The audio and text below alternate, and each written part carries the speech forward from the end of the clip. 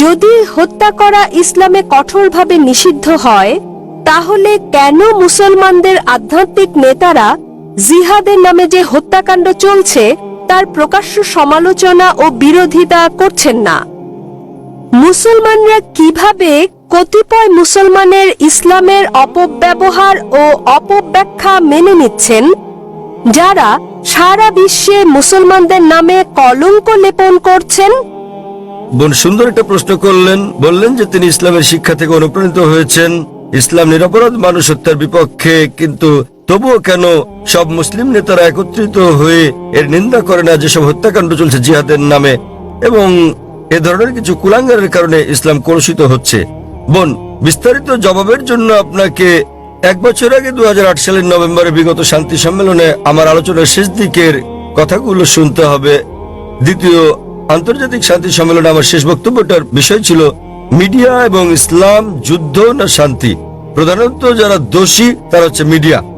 মিডিয়ায় কোন সম্প্রদায়ের কুলাঙ্গারদের খুঁজে বের করে এবং তাদেরকে এমন ভাবে তুলে ধরে যেন তারাই হচ্ছে অনুসরণীয় মুসলিম। এটাই হচ্ছে মিডিয়া। তাই মিডিয়ায় যে আপনারা দেখছেন সেগুলো ঘটনার বাস্তব চিত্র নয়। কোরআনে পরিষ্কার ভাবে বলা হয়েছে, সূরা মাইদা অধ্যায় 5 আয়াত 32, যে যদি কেউ কোনো মানুষকে হত্যা করে, হোক মুসলিম বা অমুসলিম, সেটা যদি হত্যার অপরাধ বা দেশে বিশৃঙ্খলা সৃষ্টির অপরাধে না হয়, তাহলে সে যেন সমগ্র মানবজাতিকে হত্যা করলো। এবং যদি কেউ কোনো মানুষের জীবন রক্ষা করে, তাহলে সে যেন পুরো মানবজাতিকে রক্ষা করলো। সুতরাং কোনো নিরপরাধ মানুষকে হত্যা করা হচ্ছে পাপ ইসলামে। এটা কেবল পাপই না, এটা সমগ্র মানবজাতিকে হত্যা করার মতো পাপ। তাই যারা হত্যাকাণ্ড ঘটায়, বিভিন্ন ঘটনা ঘটে, রাস্তা দিয়ে চলার সময় বোমা বিস্ফোরণ ঘটে ইত্যাদি, নিরপরাধ মানুষকে হত্যা করা সম্পূর্ণ নিষিদ্ধ। এটা অত্যন্ত পরিষ্কার। এবং যখন আমি গিয়েছিলাম ইউএসএ, যখন গিয়েছিলাম ইউকে, যে মুসলিম সংগঠনগুলো রয়েছে তারা নিন্দা জানিয়েছে। আপনারা জানেন লন্ডনে পাতাল রেল স্টেশনে বোমা বিস্ফোরণ ঘটেছিল, আমরা তার নিন্দা জানিয়েছি। আমি ইউএসএ গিয়েছি, দেখেছি যে মুসলিম সংগঠন 9/11 ঘটনা নিন্দা জানিয়েছে। আমি তাদের সঙ্গে একমত, আমি একমত। 9/11 যে ঘটেছিল, কয়েক হাজার মানুষ নিহত হয়েছিল, এটা নিন্দনীয় কাজ।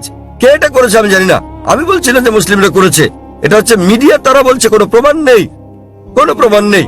কিন্তু যে করুক না কেন, ইন্টারনেটে ঢুকলে আপনি দেখবেন অনেক প্রামাণ্য চিত্র আছে যাতে দেখানো হয়েছে যে এটা সরকারের কাজ, অভ্যন্তরীণ ষড়যন্ত্র। জর্জ বুশ করেছে, এটা আমি জানি না কে করেছে। তবে যেই করুক, 9/11 টুইন টাওয়ারে বোমা হামলার ঘটনায় হাজার হাজার নিরপরাধ মানুষ হত্যা করা, এটা নিন্দনীয়। 50 জনের বেশি মানুষ মারা গেছে লন্ডনের পাতাল রেল বোমা হামলার ঘটনায়, সেটাও নিন্দনীয়। 2 বছর আগে জুলাই মাসে বোম্বেতে ট্রেনে যে বোমা হামলার ঘটনা ঘটে, সেখানে 100-এরও বেশি মানুষ নিহত হয়, এটাও নিন্দনীয়। কিন্তু এখানেই থামলে চলবে না। একইভাবে আমি আফগানিস্তানে হাজার হাজার মানুষ হত্যারও নিন্দা জানাই, নিন্দা করি। ইরাকে হাজার হাজার মানুষ হত্যার, ফিলিস্তিনে হাজার হাজার মানুষ হত্যার নিন্দা করি। আমি একে শ্বেত সন্ত্রাসবাদ বলি। আপনারা জানেন তারা কি করছে? তারা ক্ষেপণাস্ত্র পাঠাচ্ছে, তারা পাঠাচ্ছে বোমা। আপনারা জানেন ফিলিস্তিনিরা তারা লড়াই করছে ইটপাটকেল দিয়ে, আর তাদেরকে বলা হচ্ছে সন্ত্রাসী। আপনারা জানেন আমেরিকা বোমা পাঠাচ্ছে, প্যাট্রিয়ট ক্ষেপণাস্ত্র, গুচ্ছ বোমা পাঠাচ্ছে। এই গুচ্ছ বোমা যখন কোথাও পড়ে, তখন এটা অনেকগুলো বোমা বিভক্ত হয়। এভাবে হাজার হাজার আফগানকে হত্যা করা হচ্ছে। কিন্তু কেন? এটা কাপুরুষোচিত কাজ। সেজন্য সমাপনী বক্তৃতায় আমি বলেছিলাম, গত কয়েক শতাব্দীর সবচেয়ে বড় সন্ত্রাসী জর্জ বুশ। 1 নাম্বার। জর্জ বুশের মতো এত মানুষ আর কেউ হত্যা করেনি। এখন তিনি আর ক্ষমতায় নেই। ইরাকে তিনি ওষুধের ওপর নিষেধাজ্ঞা আরোপ করেন এবং জর্জ বুশের কারণে ইরাকের 5 লাখ শিশু নিহত হয়। আমরা ভালো করে জানি।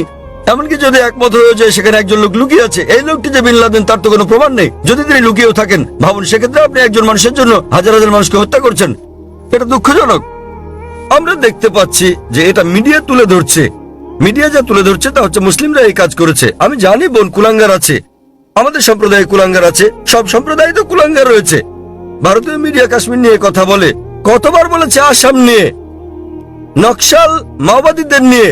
আপনি জানেন ভারতের জন্য সবচেয়ে বড় হুমকি হচ্ছে মাওবাদীরা। তারা কি করছে? তারা থানায় বোম মারছে, তারা পুলিশ হত্যা করছে। ভারতের বেশিরভাগ হত্যাকাণ্ডই ঘটায় মাওবাদীরা, কমিউনিস্টরা, এলটিটি, হিন্দুরা। কিন্তু কে তাদেরকে বলছে হিন্দু সন্ত্রাসী? আপনি আসামে গেলে দেখবেন খ্রিস্টান সন্ত্রাসী। হিন্দুরা যখন সন্ত্রাস করে তখন আপনারা বলেন এলটিটিই, লিবারেশন তামিল টাইগার্স ইলম। আপনি যুক্তরাজ্যে গেলে দেখবেন আইআরএ, আইরিশ রিপাবলিকান আর্মি, তারা ক্যাথলিক। প্রোটেস্ট্যান্ট আর ক্যাথলিকদের মধ্যে বিস্তর তফাৎ রয়েছে। কেউ তাদেরকে ক্যাথলিক সন্ত্রাসী বলছে না। কেন? তাহলে আমরা কি দেখছি? কোন ধর্ম নিরপরাধ মানুষকে হত্যা করতে শেখায় না, কিন্তু মুসলিমদের চেয়ে অমুসলিমরাই বেশি নিরপরাধ মানুষকে হত্যা করছে। তথাকথিত মুসলমান যারা নিরপরাধ মানুষকে হত্যা করে তারা আসলে মুসলিম নয়, তারা কোরআন এবং নবীর শিক্ষা অনুসরণ করে না। কিন্তু মিডিয়া কি করছে? তারা এইসব কুলাঙ্গারদের খুঁজে বের করে তাদেরকে অনুসরণীয় মুসলিম হিসেবে তুলে ধরছে। তাই প্রথমে দোষ দিতে হবে মিডিয়াকে। মিডিয়া বানাতে পারে কালোকে সাদা, দিনকে রাত, হিরোকে ভিলেন, ভিলেনকে হিরো। আপনি আমার লেকচার শুনতে পারেন সন্ত্রাস কি মুসলিমদের একচেটিয়া, তাহলে বিস্তারিত জানতে পারবেন ইনশাআল্লাহ।